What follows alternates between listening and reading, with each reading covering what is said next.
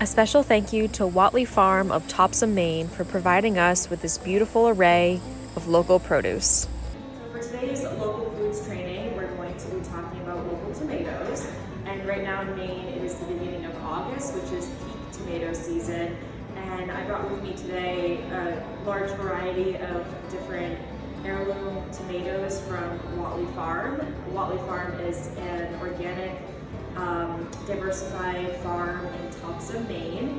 And I bought about 10 pounds of a variety of tomatoes just to show everyone just that a tomato, we often think of something like this, just like a round, red, pretty uniform in shaped tomato, but there are dozens, if not hundreds of varieties that can be grown here in Maine. And so some of the ones that I wanted to kind of talk about we're going to be using in our recipes today, of course, cherry tomatoes. And within this mix, we have some little orange sun golds, we have like our classic red ones, we even have some green ones, these are actually ripe. We often think that if it's a green tomato, it's not ripe, but that's just the variety.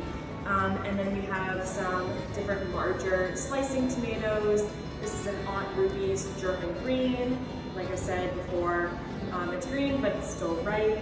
We have some green zebras. These are pretty cool looking, green and yellow striped. They're a little bit juicier.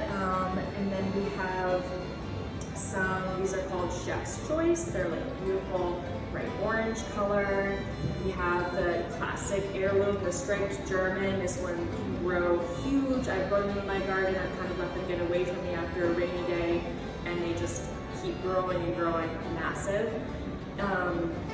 We have a couple of varieties of sauce tomatoes, which are usually like the longer variety of tomatoes, and these are great for cooking because they don't have a ton of juice, so they really hold up well in a sauce when you cook them. So we have the speckled Roman, and then an Amish paste, and then just a couple other varieties. These are called carbon couples. They're kind of like a funky pale pinkish purple.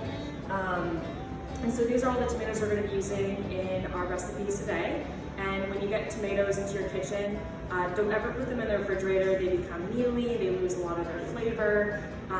So either cook them and freeze them right away or keep them out.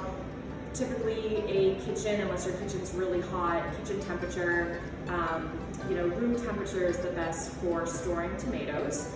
And then we have just a couple of other local ingredients from Watley Farm. We've got some fresh basil, some cilantro, some jalapeno peppers for our salsa, some fresh onions, and some zucchini.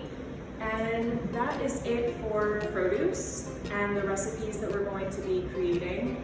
2 of them come from the Harvest of the Month program. So we have a cherry tomato and corn salad, and then a fresh salsa. And we're also going to do just a classic grilled cheese, but we're going to throw in a couple slices of fresh tomato and some spinach.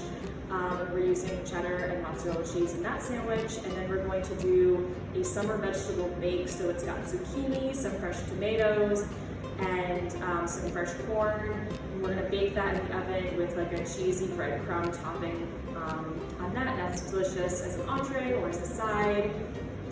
And that is going to be the plan for today.